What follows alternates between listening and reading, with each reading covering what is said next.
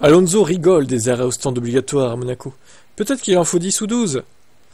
Vous pouvez pas juste répondre sérieusement à la question? Qu'est-ce que vous pensez des arrêts au stand, juste, en fait, enfin des arrêts au stand obligatoires? Au lieu d'ironiser comme ça? Non, c'est peut-être trop demandé pour Fernando et Max, hein. Je sais pas. Monaco a-t-il besoin de plus d'arrêts au stand? Ça dépend d'où vous commencez, Alonso a déclaré en interview. Au milieu, vous avez besoin de beaucoup de choses. Si tu pars en deuxième ou troisième position, tu en as peut-être besoin d'un ou deux. Si tu pars dernier, peut-être que tu as besoin de 10 ou 12. N'importe quoi.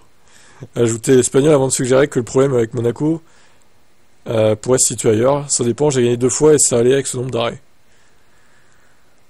Mais comment veux-tu prendre ces mecs au sérieux? Ils tournent tout à la dérision aussi. Ils ont pas d'avis réel sur la chose. N'importe quoi, dire ça. Ah bah c'est sûr que toi avec ton Aston Martin tu vas pas partir dans les premiers, hein. Monaco 2025, si déjà il se qualifie en Q3, ça sera un miracle. Donc ouais Fernando, tu vas avoir besoin de 5 ou 6 arrêts toi à mon avis, hein, pour espérer peut-être une erreur de ceux de devant et regagner des places. Allez bye. Ben Sulayem envisage un retour du V10. Oui alors. Est-ce que si il dit pas ça pour se faire réélire, hein?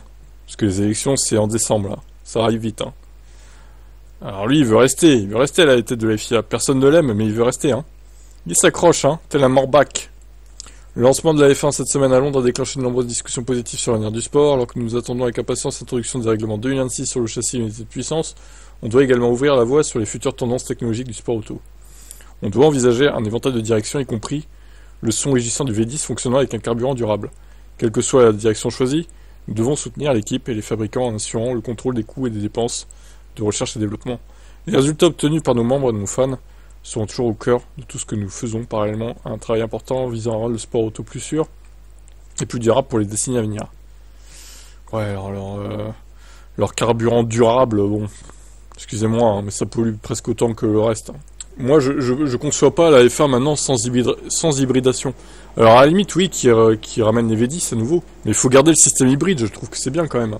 Ça leur donne des boosts de puissance et tout en plus, donc c'est un bon système quand même. Maintenant, c'est au point en plus. Il y a très peu de problèmes. En vrai, un V10 hybride, je sais pas si ça serait possible ou pas, mais peut-être que ça contenterait tout le monde au final. Qu'est-ce que vous en pensez, vous? Ciao. Si Max Verstappen n'était pas devenu pilote de F1, que serait-il? On a demandé aux pilotes pendant l'événement à Londres, là. Norris n'envisage clairement pas que Verstappen ne fasse pas de course auto. Qu'est-ce que Max serait en train de faire? Il sera à Amsterdam quelque part, hein, selon lui. Jerry Halliwell a répondu qu'il serait boxeur. Je pense qu'il serait bon dans ce domaine, déclare... Alors j'aime bien, déclare la néo-zélandaise alors qu'il parle de Lawson. C'est pas une femme, hein. C'est un homme, hein. Russell, Zach Brown et Sainz voient également Verstappen faire des arts martiaux. Il verrait bien le quadruple champion du monde réussir en tant que combattant de rue, combattant MMA et lutteur, respectivement. Bottas regarde dans un autre coin, il pense que Verstappen jouerait pour l'équipe de football néerlandaise. Albon, il serait éleveur de chats, il adore les chats. Super. Il serait peut-être directeur de la SPA à Amsterdam, du coup. Donc lui-même est un grand amateur de chats, et a même un compte Instagram dédié à ses amis à 4 pattes. Ah ouais, marrant ça, je savais pas. En même temps, comment ne pas aimer les chats, hein. Albon Pets, si vous voulez le suivre, hein. Magnifique. Oui, il y a les chiens aussi. Pas que des chats. Et non, il y a plein d'animaux, le Albono, là. What on earth would Max do? He'd be in Amsterdam somewhere.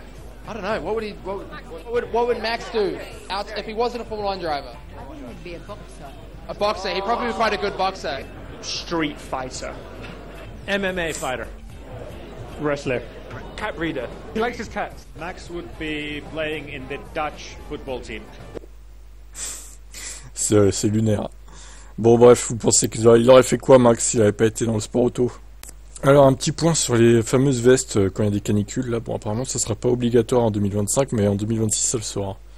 Des gilets de refroidissement spéciaux obligatoires en F1 à partir de l'année prochaine. Plusieurs solutions ont été proposées pour garder les pilotes au frais lors des chaleurs extrêmes comme au Qatar par exemple, ou même en Hongrie, en plein été. Dans un premier temps, un système de refroidissement du cockpit a été envisagé, mais cette solution aurait été trop complexe. Entre-temps, des chemises spéciales équipées d'un système de refroidissement que les pilotes pourraient porter sous leur combinaison ont été choisies. Les pilotes de F1 pourraient encore choisir de ne pas porter cette chemise en 2025 selon les rapports, mais dans ce cas, 500 grammes de poids devraient être obligatoirement ajoutés dans la voiture lors des courses dans des conditions extrêmement chaudes. La température minimale, pour cela, sera fixée à 31 degrés Celsius, mesurée par diverses stations météo du circuit. La technologie portable comprend 50 mètres de tubes qui pompent le liquide refroidi. La nouvelle technologie n'étant pas encore intégrée à la conception de la voiture, des voitures, son utilisation sera encore facultative cette année à condition d'ajouter 500 grammes de lest, au cas où il choisirait de ne pas la porter. À partir de 2026, cependant, le système devrait faire partie intégrante des systèmes électriques des voitures. Bon, c'est pas mal. Après, à voir comment ça marche exactement. Est-ce que c'est vraiment fiable? Est-ce que s'il n'y aura pas de bug, etc. quoi. Mais bon. Je pense honnêtement qu'en 2025, personne va les mettre. Hein. Personne du tout. Hein.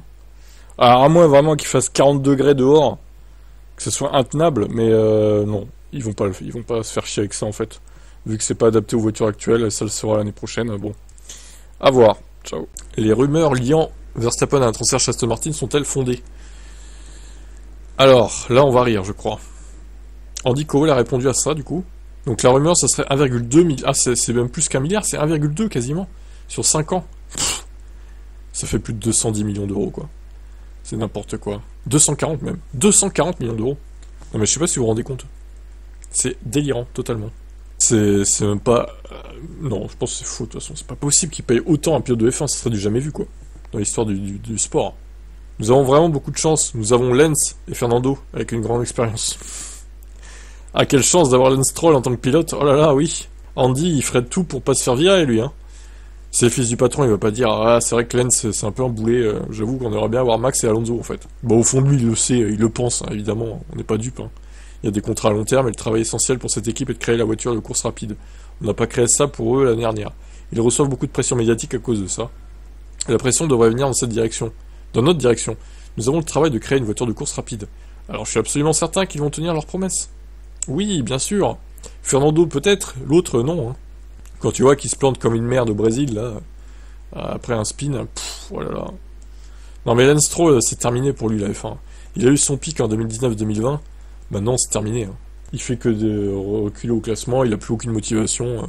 Si, il va peut-être être motivé en début de saison, comme souvent, les 5-6 premières courses, mais quand il va voir que la voiture se bat pour la P10, P11, P12, au mieux, il va se dire « Ah putain, fait chier, flemme quoi. Hein. » Il va faire ça, c'est toujours pareil avec Lance, de toute façon. À chaque fois, c'est pareil. Donc bien sûr qu'évidemment, ils auraient bien à avoir Verstappen à la place de Stroll avec Alonso, bah ça ferait un sacré duo, honnêtement. Hein. J'aimerais bien voir ça, moi. Hein. Les deux pilotes que j'aime le moins, voire que je déteste pour Verstappen, et on n'en est pas loin pour Alonso, chez une équipe que j'apprécie pas trop, non plus, ça serait parfait, en vrai. Bon. Allez, fais donc ça, papa Stroll, là. Vire ton fils, fous-le en wake, au pire, ton fils, avec l'Aston Martin Valkyrie, là. Il a qu'à aller faire un tour en wake, Lance. Au pire, il reviendra chez Aston en F1 quand Alonso sera parti à la retraite. Et pourquoi il fait pas ça, en vrai? Un an, juste un an en wake, et après il revient. En vrai, ça serait vraiment autant la mort que ça. Comme ça, Stroll, il pourrait découvrir le wake et tout. Ça pourrait être une idée, non? Je sais pas ce que vous en pensez. Allez, ciao.